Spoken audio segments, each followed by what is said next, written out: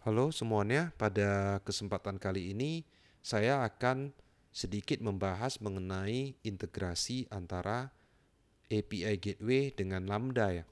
Nah, sebelumnya saya tunjukkan dulu satu contoh sederhana ya. Jadi di sini saya ada satu aplikasi sederhana. Jadi aplikasi sederhana ini fungsinya cuma untuk mengubah text to speech ya. Nah, di sini untuk pintu masuknya adalah dengan menggunakan API Gateway. Tapi saya udah pakai custom domain ya di sini ya. Kalau kita lihat di sini, sertifikatnya adalah dari Amazon ya di sini. Jadi saya pakai custom domain ya. Kemudian ketika kita passing di sini, teksnya sama dengan hello world, maka API Gateway ini integrationnya akan adalah ke Lambda. Lambda itu akan memanggil fungsi poly ini untuk mentranslate teks yang kita passing ini menjadi speech ya. Sesudah menjadi speech, maka file MP3-nya akan disimpan di S3 bucket. Tapi S3 bucket-nya tidak di-open ke public. Tapi kita akan generate satu presign URL yang hanya berlaku selama 5 menit. Ya, mungkin untuk contoh ini akan saya bahas di lain kesempatan. Di kesempatan ini saya akan bahas bagaimana passing parameter ini ya ke Lambda ya, sehingga Lambda bisa tahu yang kita masukkan ini adalah hello world misalkan ya. Jadi misalkan kalau hello world, oke, kita enter, oke, kita play coba, oke ya. Nah, jadi kita masuk ke API Gateway. Nah, ada bermacam-macam tipenya, HTTP, WebSocket, sama REST API. Kita pilih yang REST API, kita build, oke, kita klik OK. Kemudian kita buat new API. Kita namakan adalah demo API, misalkan seperti ini. Oke. Kemudian endpoint tab-nya kita pilih regional aja. Tipe lain adalah edge optimize, ya, berarti berjalan di edge location, ya. Dan satu lagi adalah private, sehingga hanya bisa diakses dari dalam VPC kita. Kita pilih regional aja, kita create API. Oke. Nah, kalau udah create API, kita bisa create yang namanya resource ya. Misalkan ini namanya adalah update ya, misalkan ya. Update ya. Kita create resource, yang lainnya kita biarkan opsi normal aja ya.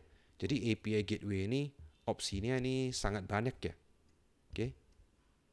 Kita create resource, kemudian kita action. Metodenya ini misalkan kita pilih adalah get. Oke. Nah, kalau udah get, nah integration tab-nya ini bisa banyak. Bisa Lambda function, bisa HTTP, bisa mock ya. Jadi misalkan backend-nya belum ada, kita bisa pakai mock dulu, bisa ke AWS service ya. Ini ya, misalkan di sini service-nya apa aja, bisa juga VPC link. Ya, jadi kita pilih Lambda. Ya. Tapi di sini Lambda-nya belum ada. Kita buat dulu Lambda-nya. Jadi misalkan kita namakan event aja misalkan. Saya akan pakai Python 3,8. Kita pakai permission-nya yang default aja ya. Permission yang default aja karena kita belum akan menulis ke S3 ya. Kita mau Lambda itu bisa mengenali parameter yang kita passing ya lewat API Gateway. Jadi kita create function. Jadi namanya adalah event ya.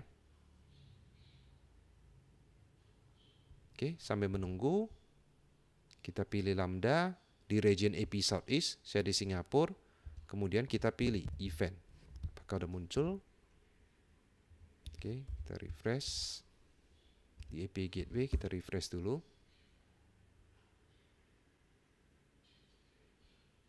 Oke, kita pilih event. Oke, sini. Oke, kita pilih Oke. Jadi diberi permission API Gateway ini untuk menginvoke Lambda-nya, ya. Nah, kalau udah di event, kita lihat di sini, ya, Lambda function ini, ya. Kita bisa lihat di sini ada yang namanya event sama konteks ya.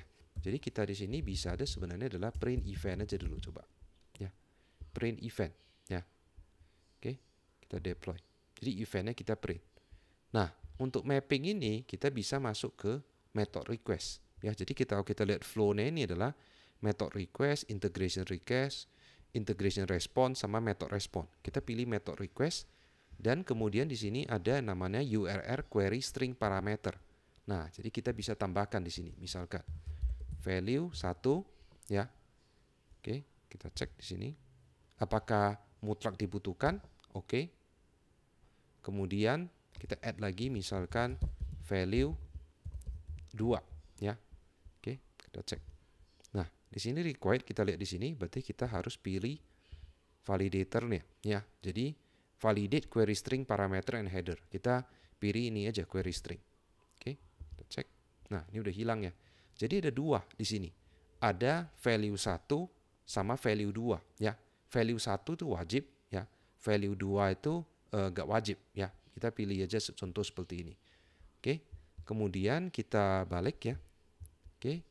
Nah, kita masuk ke integration request. Kita akan kirim ke Lambda. Nah, kita bisa lihat di sini mapping template. Nah, ketika mapping template gak ada, kita bisa buat yang standar aja, application JSON. Oke, kita pilih secure. Nah, kemudian di sini kita bisa lihat di sini bisa empty, bisa error. Nah, atau misalkan ini ya. Ini ada contohnya. Oke. Ini ada banyak sekali contohnya di sini. Oke, seperti ini. Nah, dari sini saya akan buat aja empty aja di sini ya. Saya akan ambil, saya akan buat di sini. Oke. Value-nya seperti ini. Yang akan dipasing ke belakang adalah value 1 ya. Namanya value 1. Value 1 akan diambil dari input ya. Akan diambil dari input. Oke. Params. Kemudian kita pilih namanya adalah value 1. Sorry. Value 1. Oke. Dan oke, ini ada kurang. Kemudian di sini adalah oke, value 2.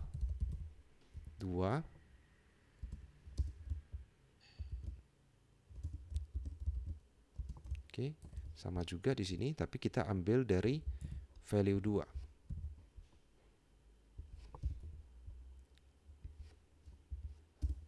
Oke, seperti ini ya. Kemudian kita klik save ya. Nah, kalau udah kita bisa action, kita coba deploy ya. Nah, belum ada stakes, kita bisa buat new stakes saja. Kita pilih misalkan dev ya, development. Nah, dev, kita deploy. Oke. Nah, ketika udah deploy, kita boleh klik URL ini ya. Oke. Nah, ketika klik URL ini, tadi adalah namanya adalah update ya. Update ya. Kemudian kita lihat di sini ya. Kita bisa misalkan value 1 sama dengan 100 dan value 2 sama dengan 200. Misalkan kita coba dulu bisa gak? Oke. Nah, dia ada balik seperti ini. Status code 200 body hello from Lambda. Karena kenapa? Di sini kita belum print di sini ya. Body-nya ini adalah dari ini ya, hello from Lambda ya. Jadi kita coba lihat dulu. Dari sini kita bisa tes ya di sini sebenarnya. Ketika di sini kita bisa tes sebenarnya di sini ya. Kita tes. Nah, kita coba lewatkan ini value 1 100, value 2 200. Kita coba di sini ya. Kemudian kita tes. Nah, ketika tes kita bisa lihat di sini ya. Apakah ini? Nah, kita bisa lihat di sini endpoint request body after transformation ya. Jadi udah dipasing sih ke sini sebenarnya sih ya. Jadi kalau kita lihat di sini, kita coba print event. Sebelum print event, misalkan kita responnya, kita body-nya ini adalah event ya. Misalkan kita deploy. Oke. Kemudian kita coba. Oke. Nah, ini ya.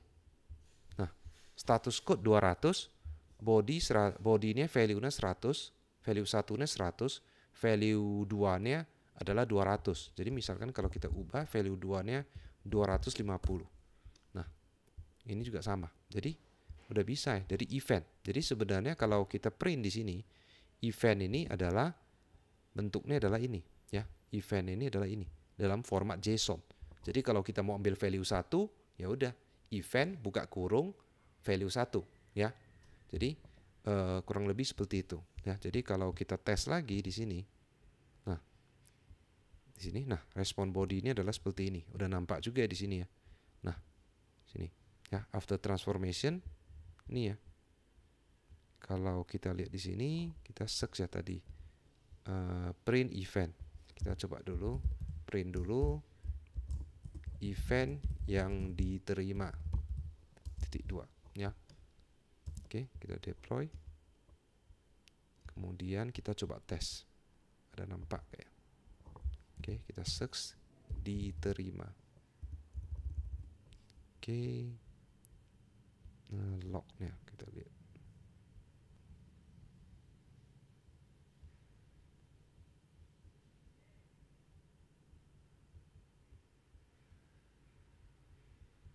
Oke, ini ya, di sini nampak sebenarnya ya.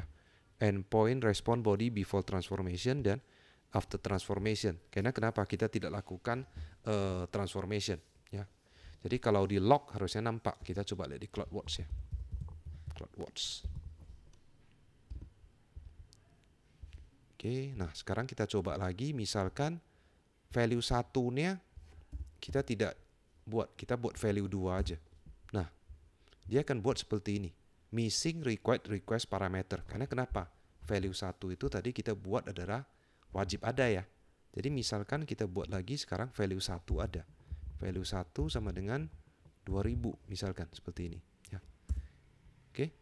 Nah, di sini akan error di sini ya. Oke. Value 1 nah. Jadi di sini ada error sih. Value 1 2000 tapi value 2-nya gak ada sih di sini sih. Jadi ada error sih di sini sih. Jadi gini harus sih. Jadi n kita buat lagi value 2 sama dengan 100. Nah, ini bisa.